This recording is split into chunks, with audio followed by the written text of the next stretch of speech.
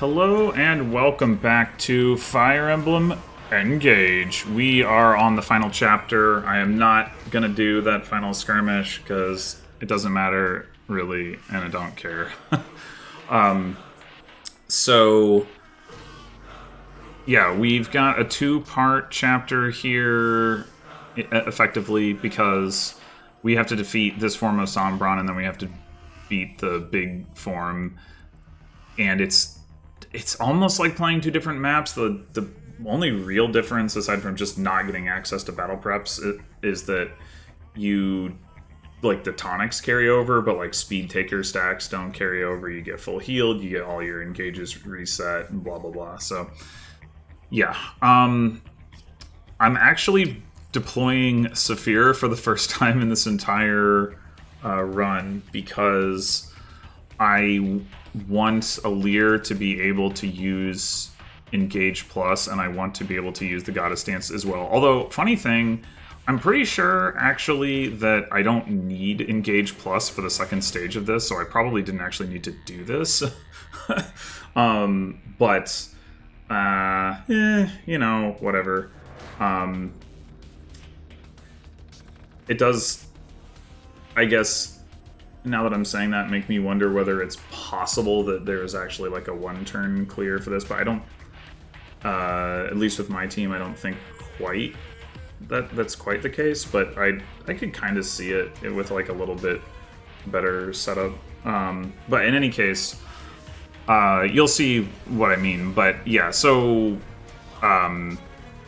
I gave Aleer the Leaf Ring just because, like, in theory, it would mean that she could recharge her Engage meter to, like, redo the Engage Plus, but that's totally not going to matter either.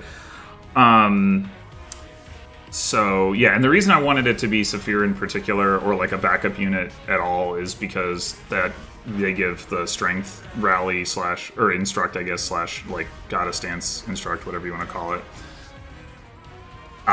Could have done Gold Mary as well, but I was like, well, maybe I'll care about Saphir having Canter Plus and I can give that to her, and then I didn't care and I never went back and bothered to do it, but whatever. It's really not important. I'm bringing Chloe over Amber because she has staff access. That basically doesn't really matter either because she doesn't have access to any of the good staves, the relevant staves, but, you know. And then other than that, it's like the same team. I did do a lot of stuff with inventory and such, though, so there's a lot of stuff to go through there.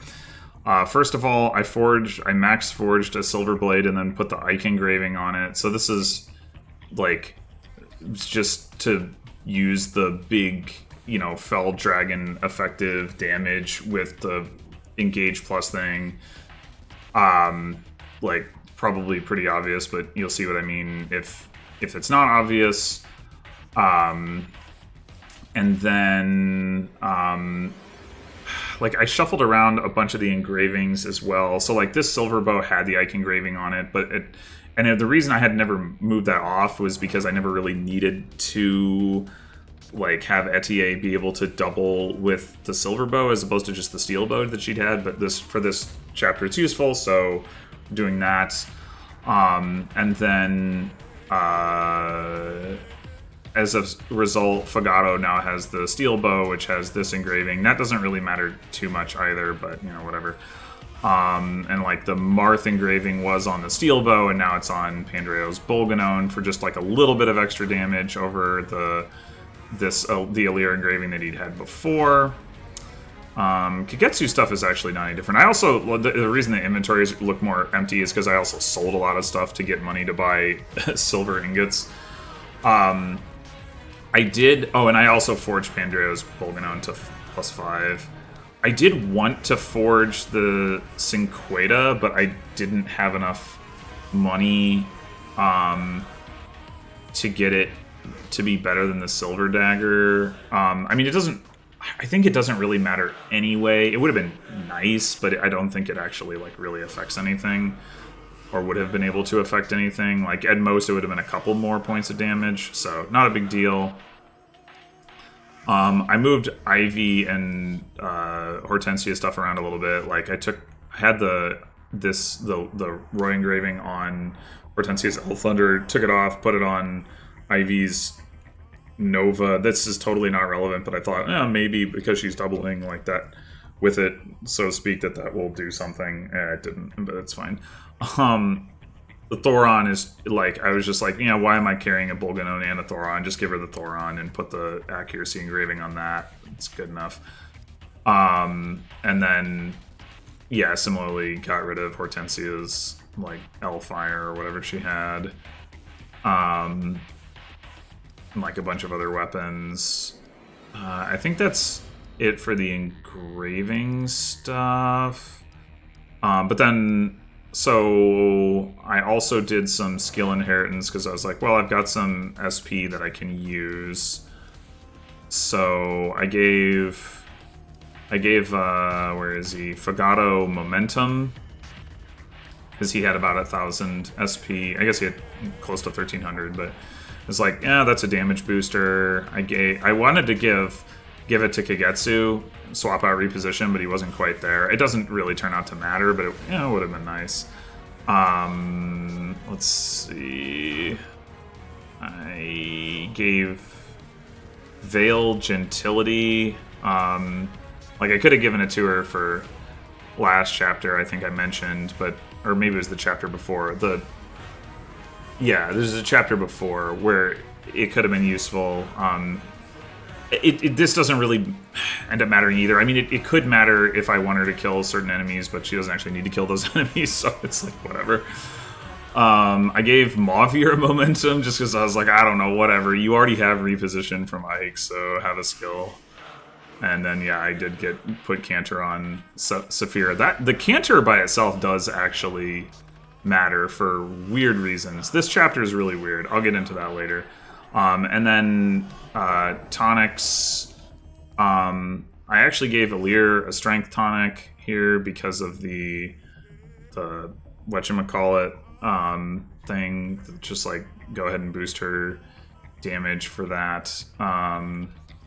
And then basically all the tonics are offensive. So like we got magic and speed on Pandreo. Oh, I guess Pandreo also went up to speed +4. He had speed +3 before, but I had enough to bump it to speed +4. So, anyway, Etier has strength and dex?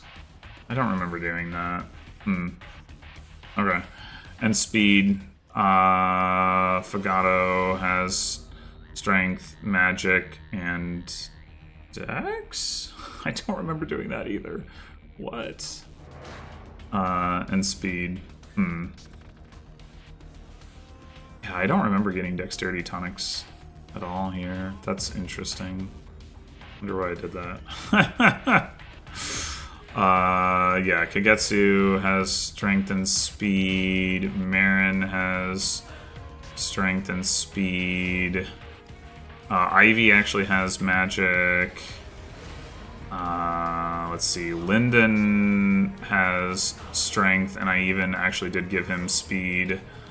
I don't think it actually matters for anything, but it was like, in theory, maybe it would let him double Sombron's second form because he's pretty slow. I don't think I can give anything to Hortensia or Lyndon. Veil, I did give magic and speed. Oh, and defense, and I also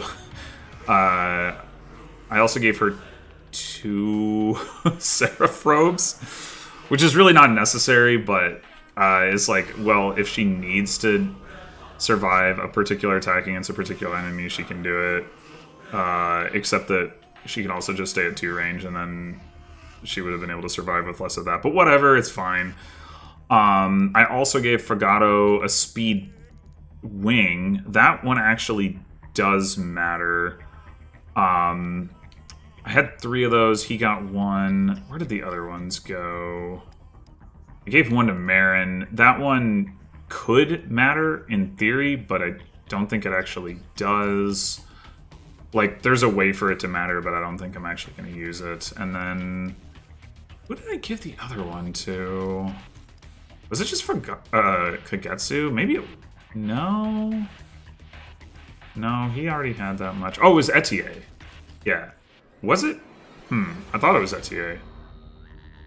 But no, she already had 23 base. Well, I don't know. I gave it to someone, I'm pretty sure. I guess I can check. I still do have some unused talismans. I'm like, I don't know, I don't need res. Like, it doesn't matter.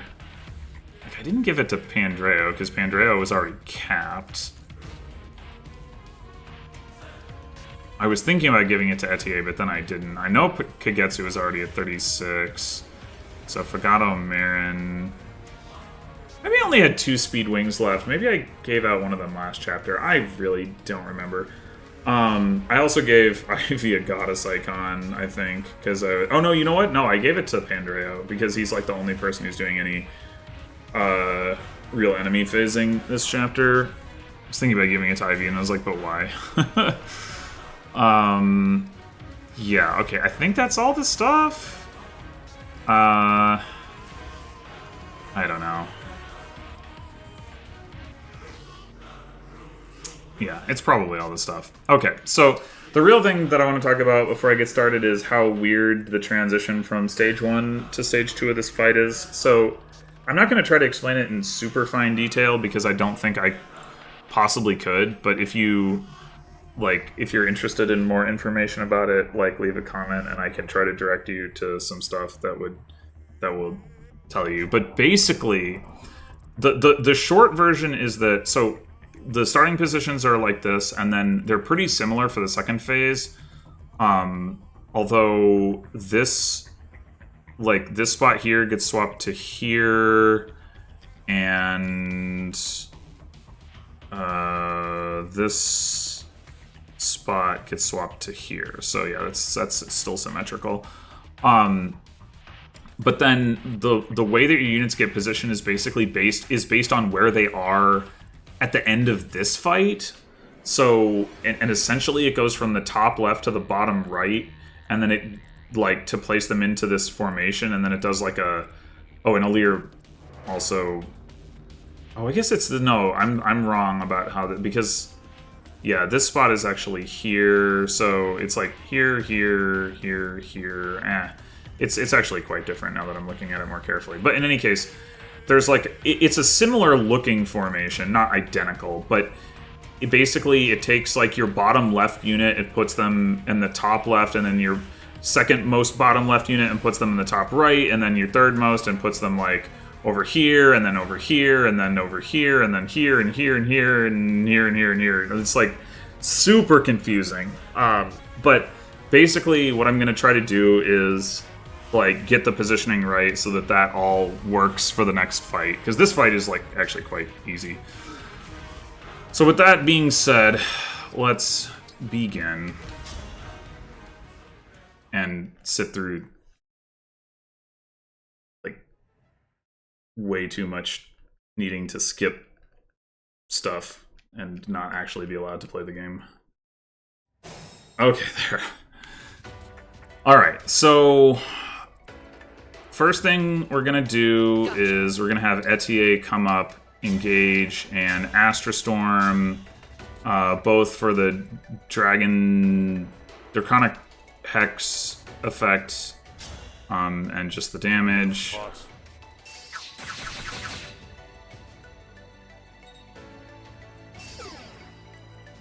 And then we're going to have Ivy come up and do some chip damage to this guy here.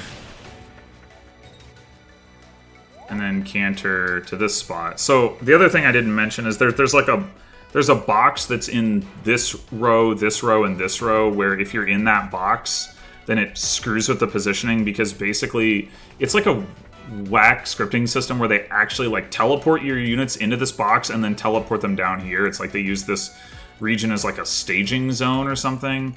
It's like very, like, as soon as I heard about this, I was like, oh my god, I can imagine exactly what, like, some level designer was doing to, like, get this to work. That's hilarious. But so we don't want to be inside this box just because it helps, like, keep things simpler. But being in this row is fine. Anyway, okay. So now we're going to dance for Etier. Seedall gets a level. That doesn't matter. But Etier taking this kill with Ivy's help gets a level that does matter. At least I think it does. I'm not 100% sure, to be honest. But the strength definitely matters. The speed not so much. Or I shouldn't say definitely. The strength has a high chance to matter. I didn't do the math on what would happen if she didn't have the strength. But anyway, but we also need her to have the speed taker proc in any case. So it's all, shall we? Whatever. We're going to bring Fagato up, and he's going to attack here.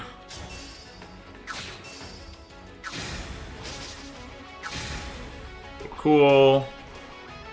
And that's going to set up a kill for Kagetsu, which we're going to use the Mercurius for, because yes, we are still trying to get him XP. I'm not actually sure this matters, but he does get a level here, so it's, regardless of, you know, whether it does in fact matter, it's nice. Okay, so then we're going to have Marin come up and take out the... Oh, she's actually... Oh, right, because I gave her the speedway. I forgot. It's actually doubling. Right. Well, it doesn't matter, because she can one-hit KO here. Yeah, she didn't really need the speed wing, as you can see. And then she's going to canter back to here to get out of that aforementioned box. And then we're going to have Alir reposition Saphir forward so that she can come up, engage, Goddess Dance.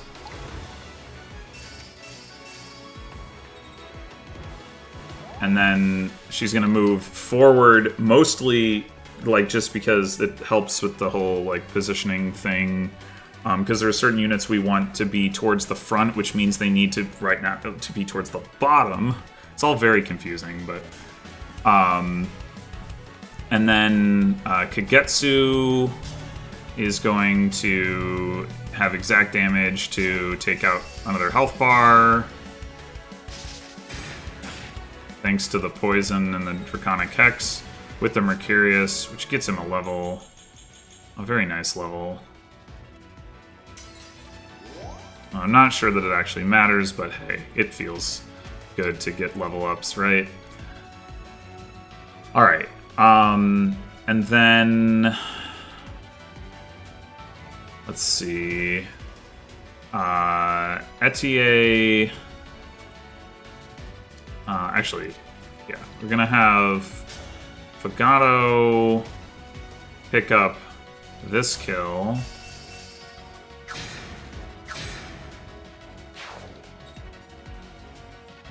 And canter to here.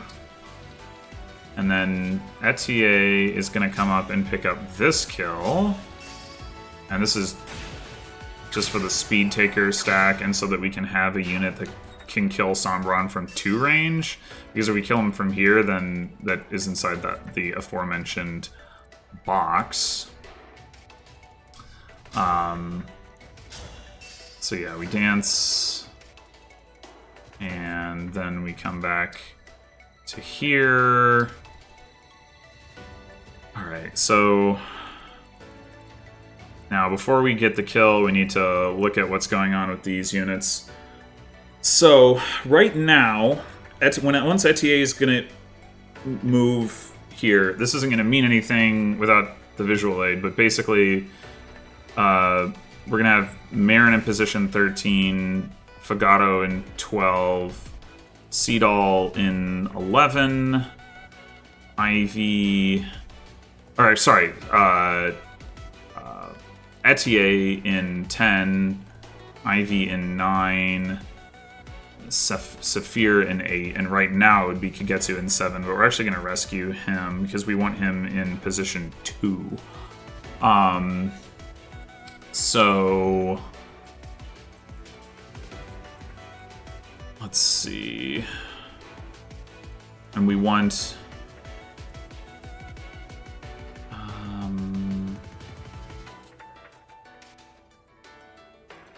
I mean, I don't think it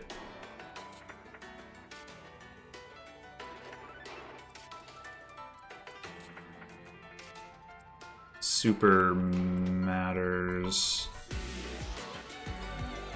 but I'm trying to remember if I can pick up this kill with Veil mostly, which totally doesn't like matter to get the kill, but is Veil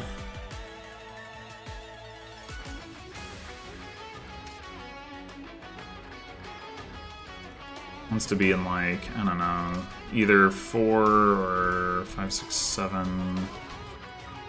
Let's see if we rescue Kagetsu down. Some Pandreo. So maybe the easiest thing to do would just be to have Hortensia go ahead and do the rescue. Oh, I forgot about the other thing that we need to do. I will not. Yeah, okay. That's... Well then, let's go. We're gonna move Lyndon up, and then we're gonna warp him literally just so that like he's on the right side of the map rather than the left side. So let me count this. So 13, 12, 11, 10, 9. I would actually... Maybe... Be actually nice to have...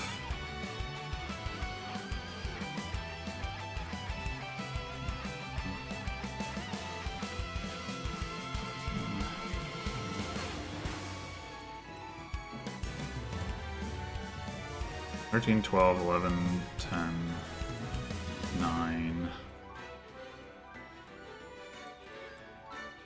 8. I think that's fine. And then Saphir will be 7. And Mavier 6 should be fine. So we can move him up. Alright.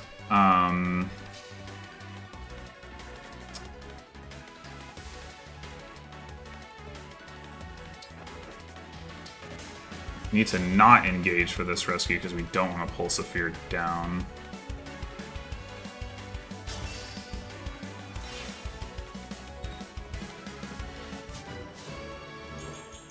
So for Kagetsu to be 2, we need Hortensia to be above him. Pull her to here, move her to here. And then Pandreo needs to be below him. What a lovely scene. So this would make... So Kagetsu would be 2.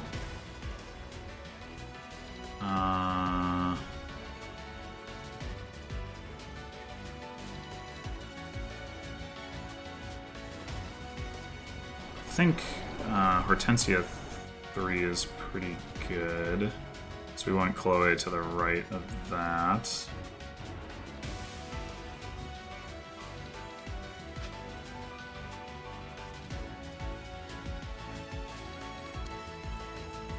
But actually, probably we want... So Hortensia is 3. Gale 4. Is Chloe gonna screw this up?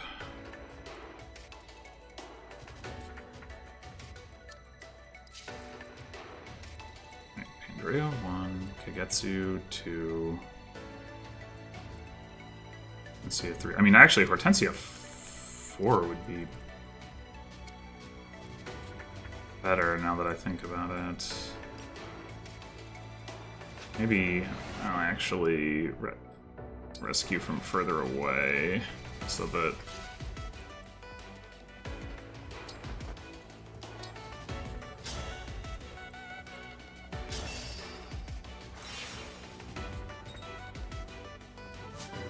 can make Chloe 3.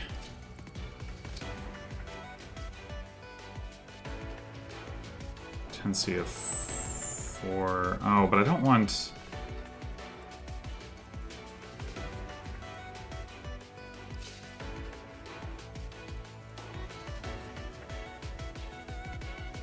Let's see.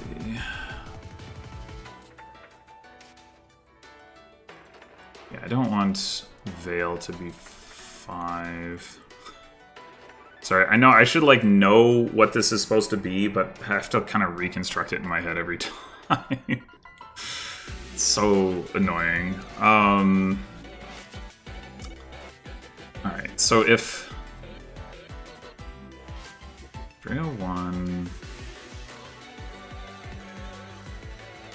Etsu 2, if I reposition, then I have...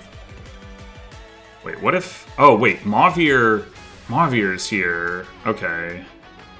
It's 5.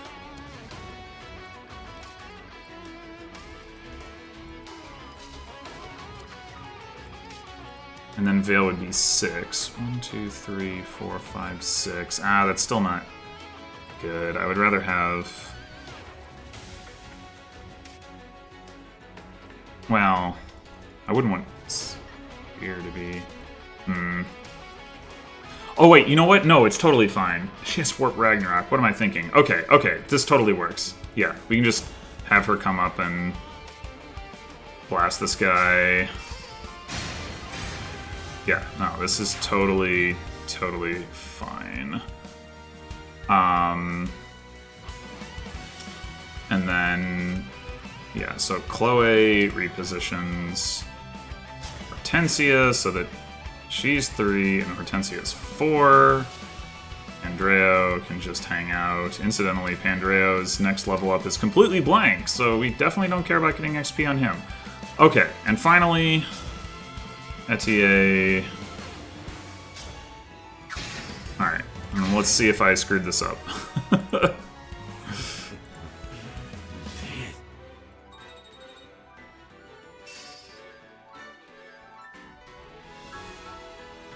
Once more, lots of skipping to do.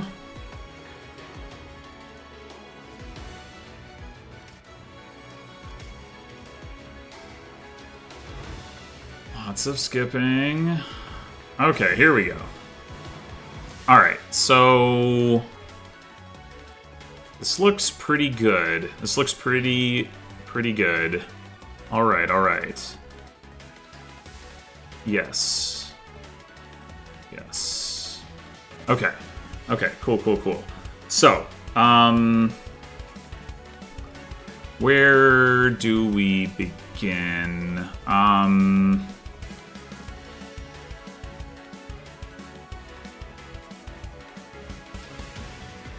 I think we don't actually...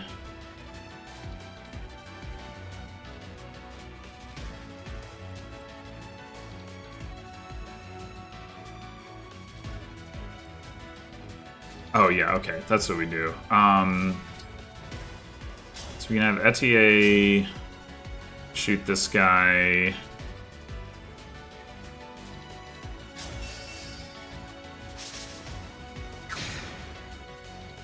Oh, you know what? I haven't explained how this, like, part of it works. And I mean, if you're watching, you probably know. But, like, so we have 4 dark emblems.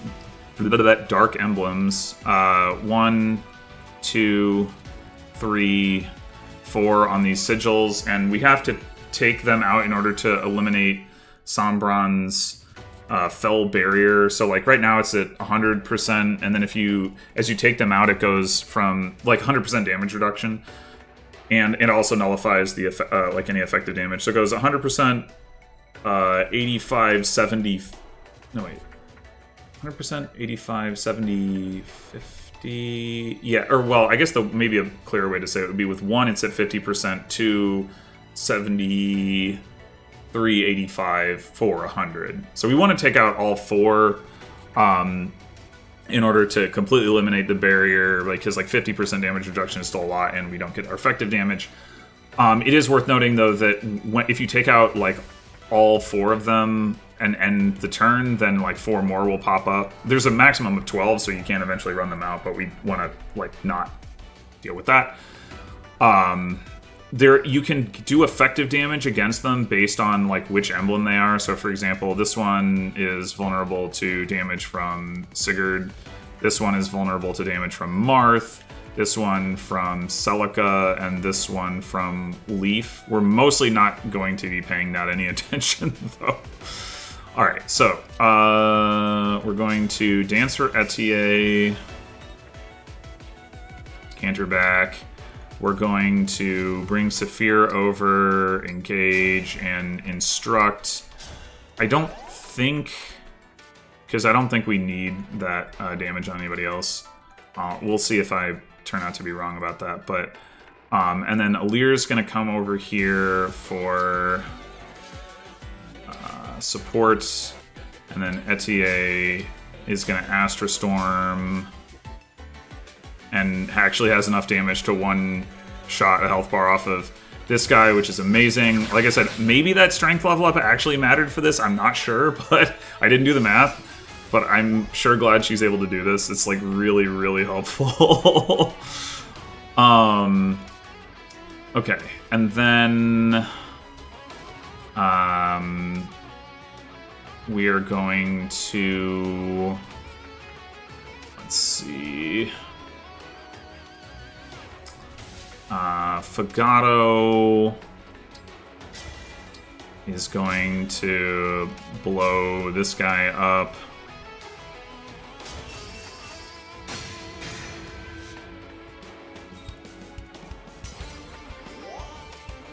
And then stay here for enemy phasing purposes. And let's see. Actually, it's interesting. Okay.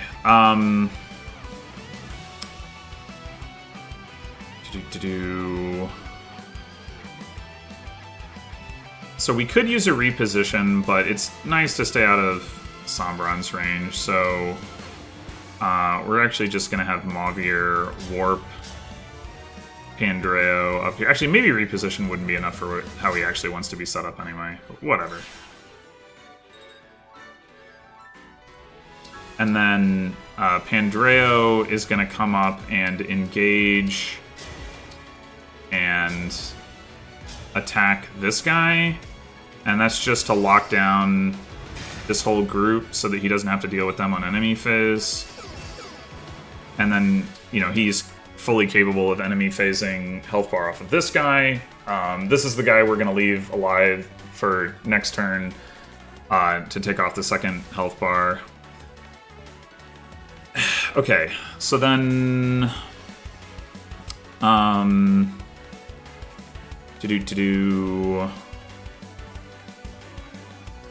We're going to...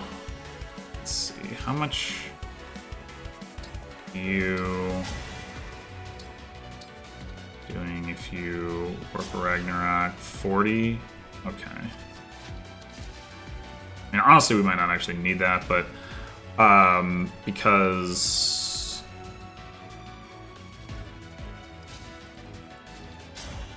if Lyndon crits here, let's see, he's doing 21 over... Oh, you know what? Right. We did need... Okay, I should rewind that. Because... Yeah, I'm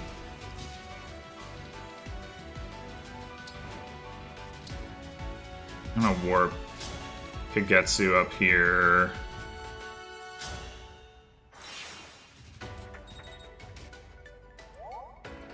And then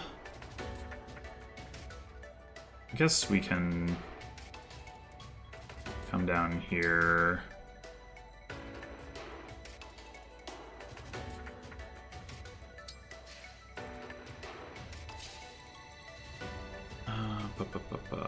Well, let's just have Oh gosh, man, it would be useful to have...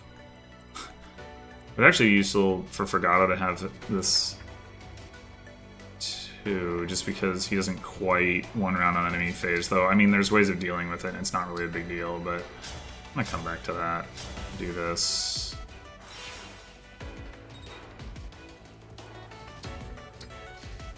No, that's not right.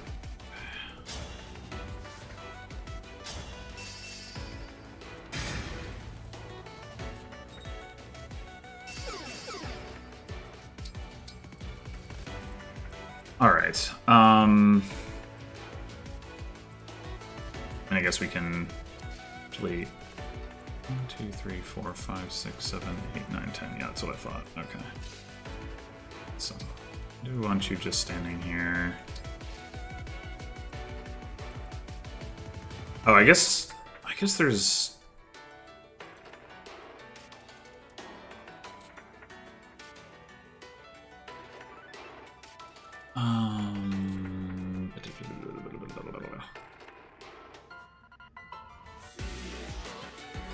how much are you doing? She does have the effective damage.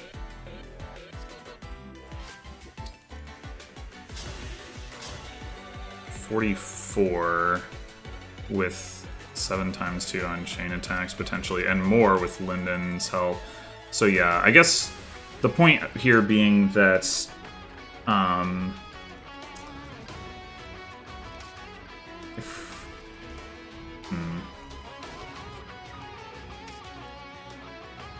we'd be doing 48. I mean, that's still not gonna kill. Alright, well, while I'm thinking about that, I mean, Kagetsu doesn't actually need the debuff on this guy to kill him anyway, so... Although I guess it does help with his accuracy, but how much does that really matter? Nah.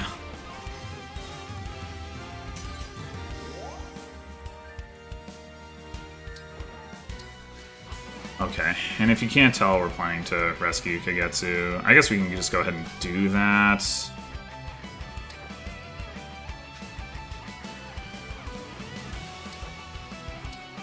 I think we can do it from here.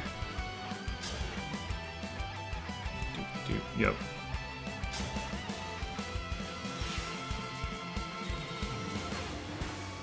Oh, I didn't realize he would end up there. That's definitely not where I want him. Alright, hold on. Just trying to keep him from being in the way. Can we do it from, like, here? That I'm not sure about. Oh, yeah, we can. Alright. That's guaranteed to be fine. Okay.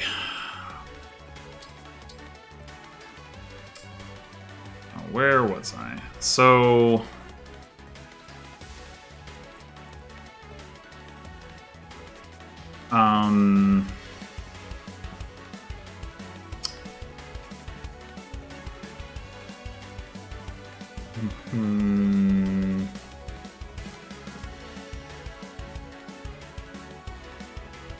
Oh. Oh, we need to rally Etier before we move her.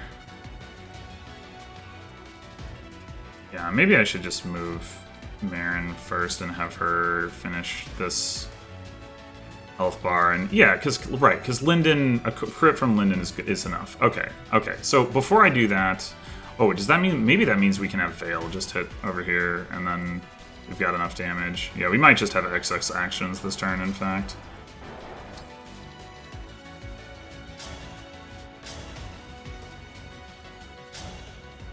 The divine, as a knight of...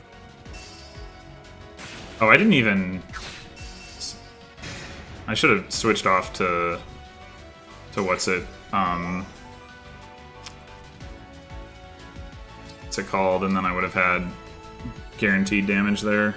I mean, obviously it worked out. Okay, so now we can actually... Oh, we don't even need the extra damage for Forgato because we're gonna have the Strength Instruct. Amazing. Yeah, I'm like figuring out micro optimizations here that help me save actions that I don't need. Alright, get him.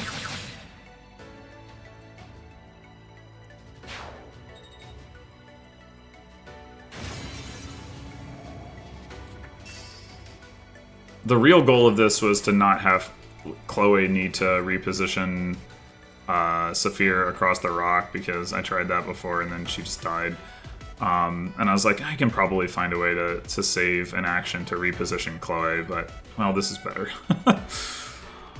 Okay, so,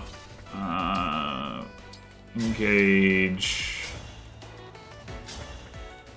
blow him up with the Sieglund. It is funny that Fagato is surviving by 1 HP. I kind of forgot about that. It doesn't matter, because, like, he does survive, but, alright. And now Fagato got the Strength Rally, so he should 1 round on enemy phase, so at this point... Oh, right. Linden.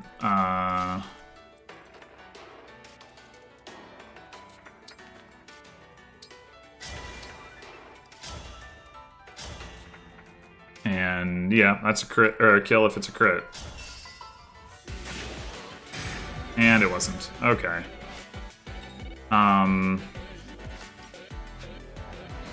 Let's rewind that, and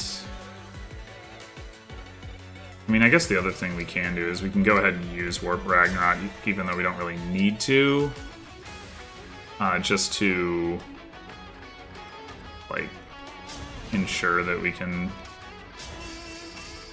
get this done.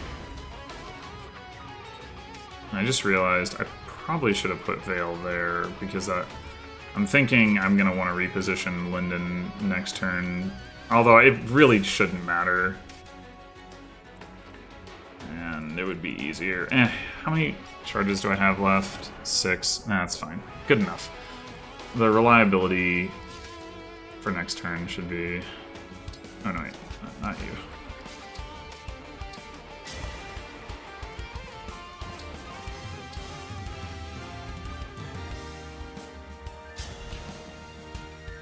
Oh, and we get more damage. Amazing.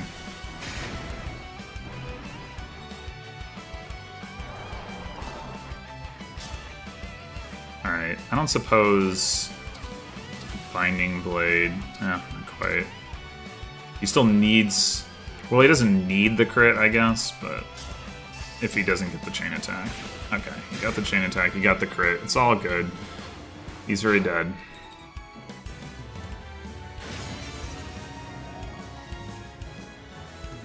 Alright, and Chloe just...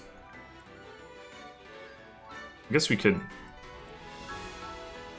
Is repositioning Seedall useful? Not really. Yeah. Whatever, I'll just put her here.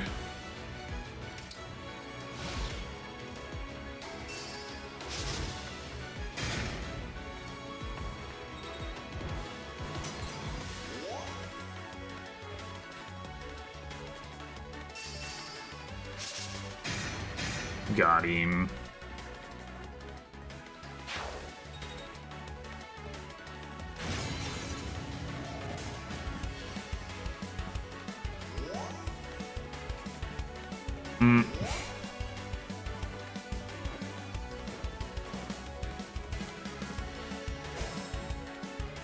Okay, and then we're gonna start off here with Pandreo finishing off this. And he's gonna canter down so that we can more easily rescue him down if we want him to get involved in the kill on Sombron, though honestly, I definitely do not expect that we will need that. Okay, so now what we want to do is apply our debuffs and then get to work with the big stuff. So starting with Etier, putting on the Draconic Hex.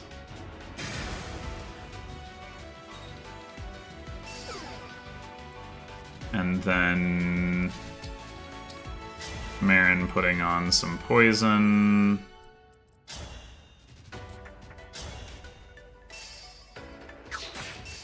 Oh, we had a chain attack. Amazing.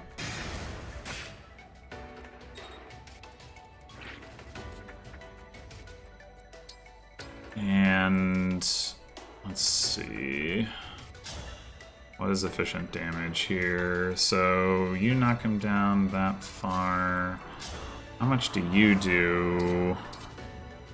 Like the Irvan. Aha! Well, that's pretty good.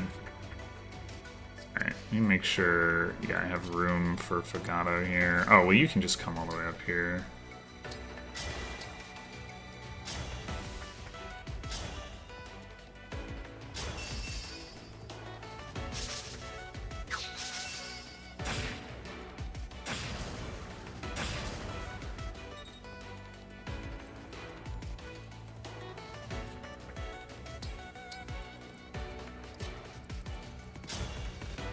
And perfect damage.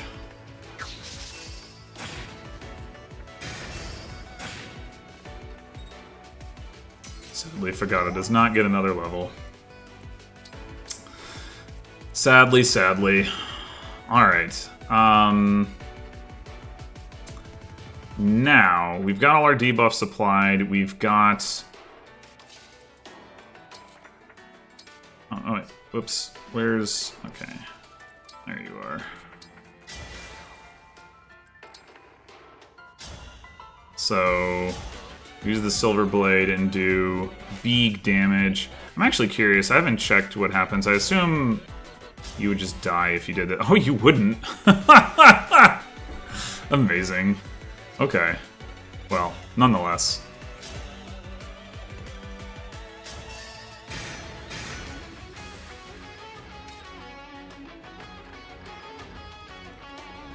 And yeah, you can just park where you are. And now we want, so we want to do 30 damage. I think Veil by herself can actually do that much. Yerp.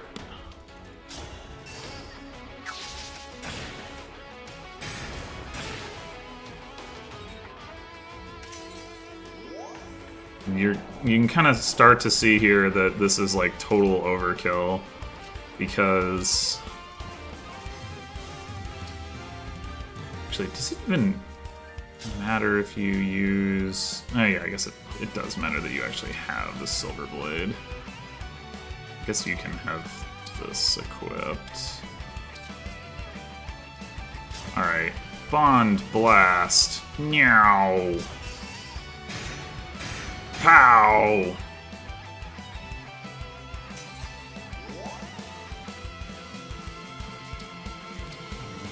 And we can dance for Kagetsu and just really get over the top with this, because yeah, he's like totally gonna kill with that. So before we do that, I guess you're not very likely to actually pick up a kill over here, are you? That's sad. Ivy's too slow to double generals.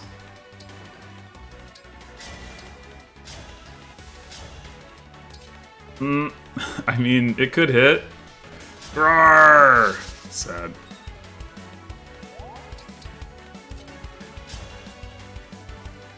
It could kill. Aww. He wouldn't have even gotten a level. Alright. So yeah, we're...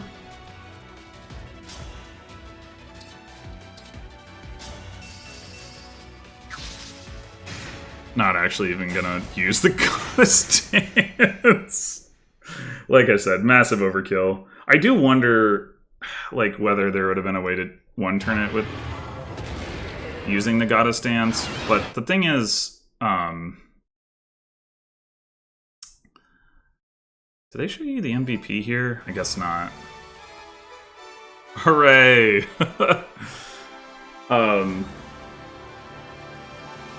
So yeah, I guess the thing with the Goddess Dance is that, like, it would have been hard to have, like, enough of the units active to do, like, the chip damage, right? Even though, like, Kagetsu by himself, plus Alir, can blast through, like, 3 of his 4 health bars, basically. Like, it still needed to do enough to take out the other stuff that I don't think that would have been viable, but yeah, I would, maybe it was. Maybe I'm just too lazy to go back and rethink it. Because originally I was like, oh, I'll do this in 3 turns, and then it's like, no, I think I can do this in 2. And now I'm like, man, 1 turn isn't probably that far off, considering I didn't even use the Goddess Dance. Feels silly.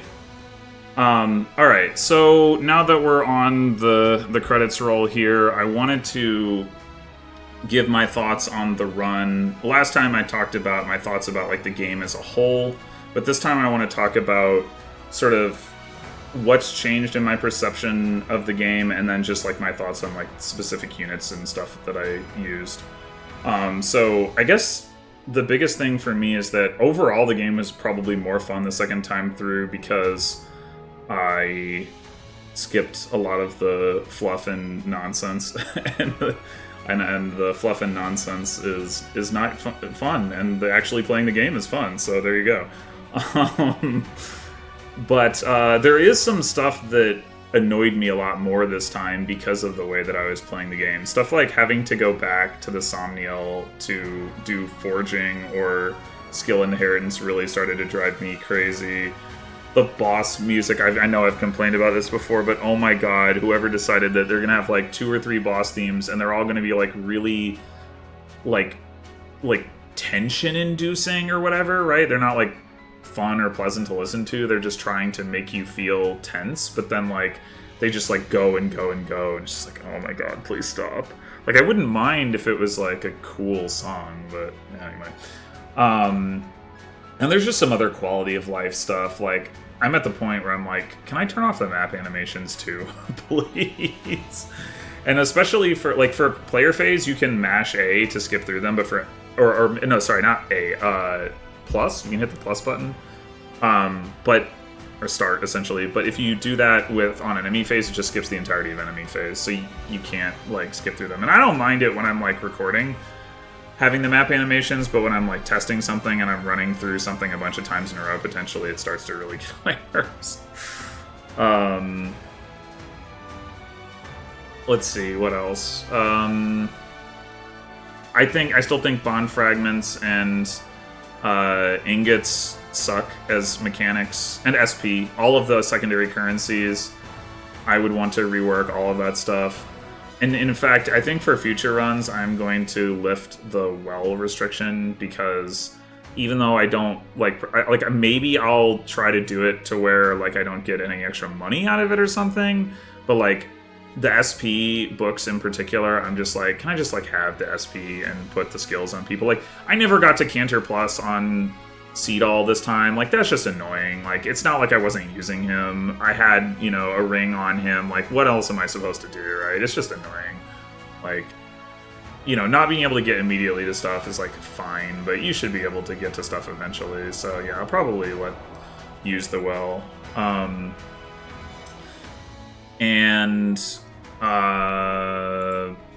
Okay, I think I'm gonna transition to talking about units as we probably get into like the kill count roll here. So taking it sort of from the top, Kagetsu, frigging amazing. I mean, he was already good in my previous run when I left him in Swordmaster, but like, what an absolute juggernaut, unstoppable beast of destruction. Like, he is so cracked. The thing is, like, he's so easy to use, right? You just like you don't have to do a lot of work. Like, I didn't ever inherit any skills onto him to make him like a good combat unit. It was just like mobility stuff. Like, he's just so good. And I've seen discussion around who's the best unit, that says like, oh, maybe it's Ivy, and I'm like, I don't know. I haven't tried Ivy as a combat carry, but man, like, I really feel like it's hard for me to say that she's better than Kagetsu, even though she has like more like utility stuff she can do. the fact that like he's just so like if you just use him, he'll just like be amazing. And that's not really true of Ivy. I think you have to invest more in her to like make her. I don't know. I haven't tried it, so I could be wrong, but that's like Kagetsu is just like so I don't know, like user friendly. Pandreo also amazing. Really happy with him. I am like it is a little annoying the speed cap on Mage Knight, but ultimately didn't really matter that much. Maybe it would have mattered if I didn't have Kagetsu, but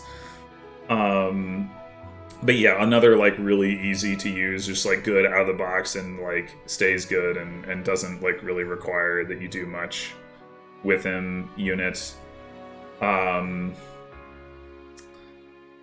think so. If I evaluate the trio of like Etier, Amber, and Linden, I think that was one of the cases. So like I think in general I tried to use too many units in this run. Like it's a good thing I benched Alfred and Saline at least probably, but like speaking of Alfred, but and I kind of knew I was getting myself into that. Like I wanted to test out, you know, different units, and Etier like pretty obviously was the most valuable. There was like one or two times when Linden actually got to do the enemy phase thing, but like realistically I probably needed to build him to where he had the 2 range option first of all, and then even then like his strength was not high enough to like reliably be able to like take on like tougher enemies. I mean, I'm not even talking about generals, but just like, you know, wyverns and halberdiers and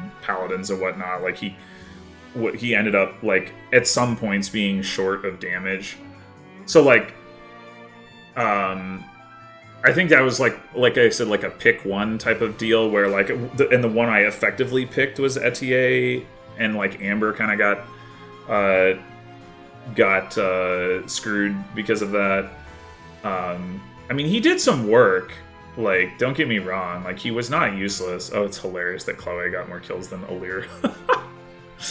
But anyway, like Amber definitely did some work in the mid game, but like I just did not give him enough resources. And in particular, like I think he probably wants something like the Lin Ring that's going to boost his speed.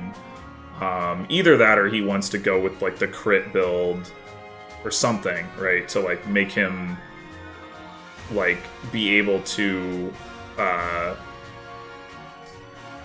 like do like actually effective general combat and not just like here and there do stuff. And then like, yeah, Linden was like, I invested some stuff into him and the payoff was not really very good. Like for the most part, I probably could have just done what I did with Linden with like Kagetsu or Pandreo instead. So, I mean, again, you know, like Fire Emblem games tend to encourage you to invest in like a small number of units a lot rather than a bunch of units a little bit. And I knew I was getting myself into that, but I wanted to try different units. And sometimes, you know, when you're first doing that, you don't necessarily know like when to stop, like, you know, when to say, okay, this isn't working out, or like I need to, you know, pick one or the other. So like I don't think like Amber's like bad or anything. I totally think he could work. And like Etier definitely has a speed problem where like even though she had the Lane Ring, she wasn't like reliably doubling or anything. Probably again with her, it would have been better to do the crit warrior build as well. So yeah, I don't know. Like altogether, like I'm not like unhappy with how it all like played out or anything, but I do think if I were going to do that again, I would do it differently. Like try to like, you know, like try to do like the leaf emblem with, you know, on a like without the master land, so that you just swap between like the killer axe and killer bow sort of thing. Wow, Kagetsu only had 136 kills. That's so funny. Like, it's because I was, like, trying to, you know, play fast, like, compared to my previous playthrough where the top kill count was, like, over 300, and I had a couple others over 200, and I imagine he was in first place here. Like, I don't think Pandreo did enough to beat him. And what did Etier have? Maybe Etier did beat him. I actually don't remember. It was over 100. All right. Anyway, who else is there to talk about? Marin. I think Marin did like reasonably well for being a secondary combat unit, but she definitely like would have benefited from more investment to improve her damage, and probably a reclass as well. Like, I don't think Wolf Knight is actually like that good. The strength is just not there. Like, probably she just wants to be a wyvern, and you know. But you know, I did want to try, at least try her in her original class. And I think she did do some good stuff there. Fagato, I was actually pleasantly surprised with Fagato. Some of that is like Sieglund in the late game is really good, and so he got to take advantage of that because he was the one I was using the Erica ring on anyway. And like, arguably, like, I was gonna say arguably that would have been as good or better on Marin, but actually Fagato's speed, like, was really, that was the thing that surprised me, I guess. Like, I didn't realize his speed was going to be that good. Like, originally he was behind Pandreo, but he passed Pandreo on speed despite having fewer levels, or getting fewer levels. 92, 93, so the only people above 100 were Etier and Higetsu. Damn. I'm also surprised that Pandreo and Fagato were that close. Huh. But yeah, but also just like the Radiant Bow thing, obviously was, you know, like he put in work with that as well. Fagato, I mean, so yeah, it was like the nice thing about him was that like I didn't feel like I had to do that much with him for him to be good. Like it was like a relatively, like, I invested in the Radiant Bow, I guess, but I didn't invest in Fagato, really. Like, I didn't give him, like, a ton of kills or anything. Or at least I didn't feel like I was giving him a ton of kills. Apparently he got a lot of kills relative to the rest of my army, but it didn't feel like I was going out of my way to give him a bunch of kills or anything. What is the order here? I thought it was, like, recruitment order, but obviously Yunaka comes after... like, wouldn't come after Fagato. Maybe it's like regional order or something. I don't know. Oh wait, didn't we already see? Is Yunaka supposed to be from Solon? I don't know what the heck is going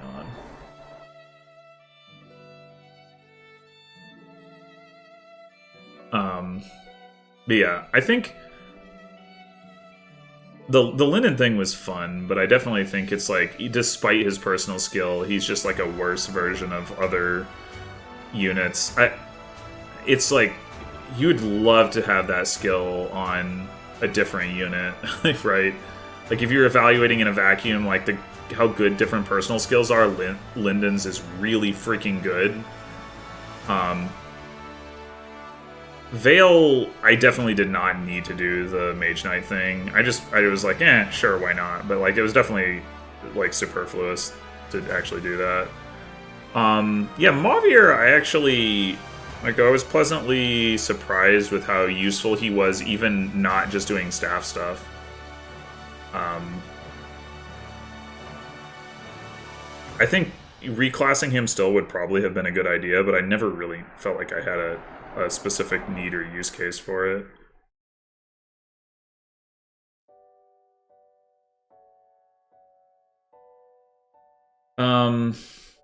What else is there to talk about? It's interesting how much, like, how quickly Chloe fell off in this playthrough compared to my first one. I mean, part of that is because I was playing faster and she didn't have as many opportunities to get XP, but I do think that the Griffin, like,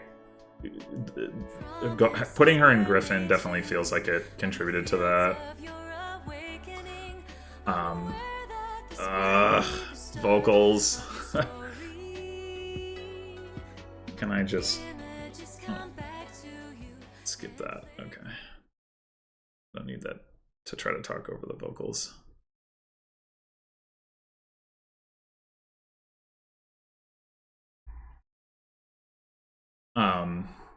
Yeah, so like in my first playthrough, like Chloe stayed relevant all game. It definitely felt. What is this?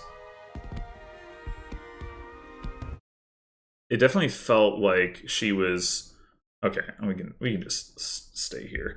It definitely felt like she was struggling towards the end of the game in my first playthrough. Like her strength growth is not that good, and it was a challenge for her to continue to be as good as she had been by the end. But she stayed relevant a lot longer with, like in the Wyvern class. That doesn't necessarily mean that it's better to put her in Wyvern, because like it might just be better to use a unit like Kagetsu. But it is interesting. And the thing is, like in Griffin, she only gets to sea level saves, so it's not actually like that useful. So I guess I do think probably it makes more sense to put her into Wyvern, because like I just don't know that having access to sea level saves is very important.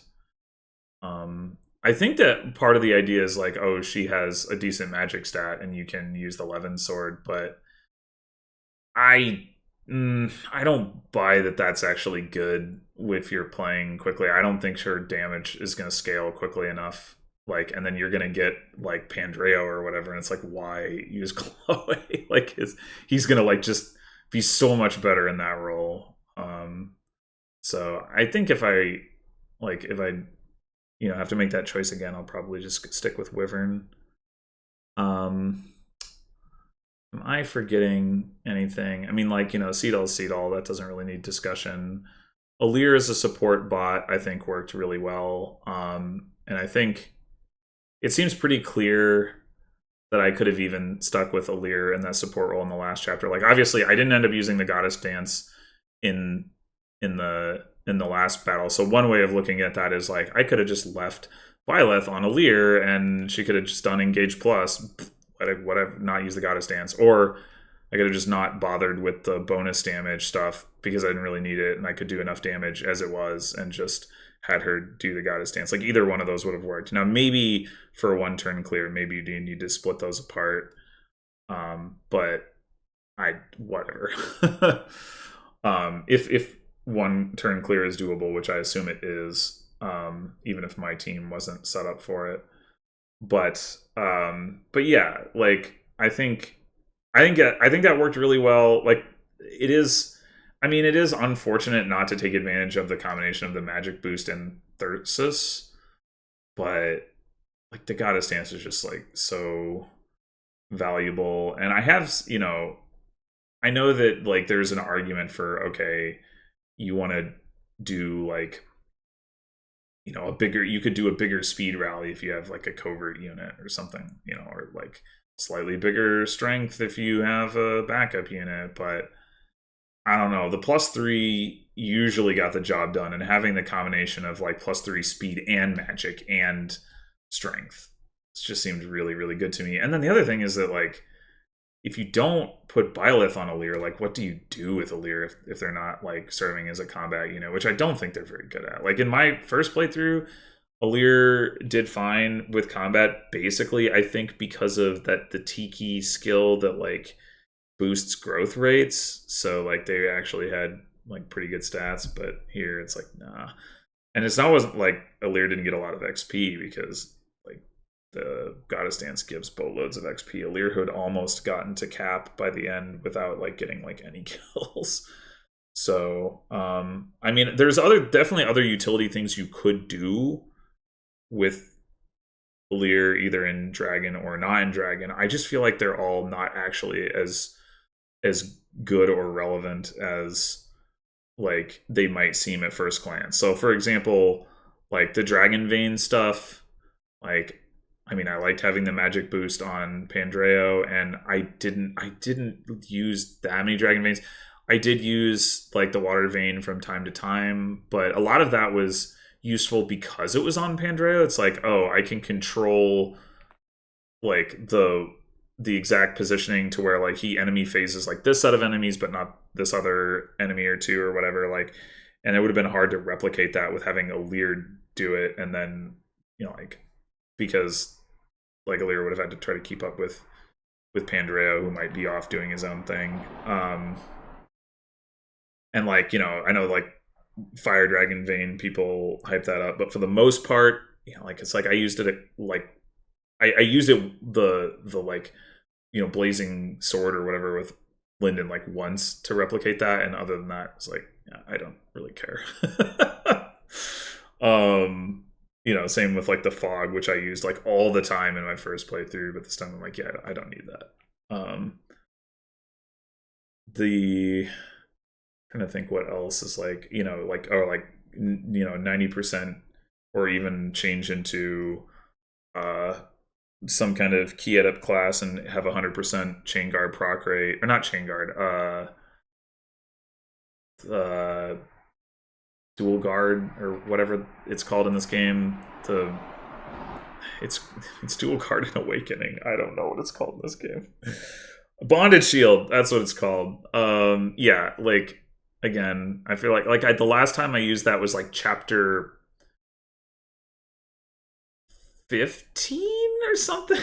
Like it's the indoor map in Solm where it has like that central room that has Hortensia and some of the hounds. It definitely has Marnie and what's her actual name? Not Celestia. Oh my god, my brain is fried. What is her name? Anyway, but like that, like I remember using it there, and that was like the last time that I used it, which is like it's just not important. I don't know. So yeah, I think I'm gonna be hard pressed to convince myself not to use Byleth on Alir in the future, if I play again. Although, speaking of that, as I wind down this video, I wanted to talk about my plans for the future, and they will not, at least in the short term, involve Alir using the Byleth ring for two reasons. One reason is that I will probably not be starting a new playthrough for a little while because of just like stuff going on in my personal life. I will be at some point, but it might be, a bit. I'm not sure exactly how long. We'll see. But that's one thing. But the other thing is when I do start another playthrough, it's going to be a bracelet only run. So the plan is to like I'll specify the rules like exactly like later, but basically the plan is to say like I can't use the regular rings, I can only use the bracelets, and that's gonna completely change the dynamics of all the engaged stuff, right? No goddess stance is probably the biggest one, but like no Sigurd ring mobility, no like I don't know, no inheritance from them either, right? So no like Ike Wrath and like Leaf Vantage like combo, no Astra Storm, blah blah blah blah blah, which I think should completely change the game and be pretty interesting. I mean, it will once again, like as happened the first time I played through, it'll trivialize chapter 11, the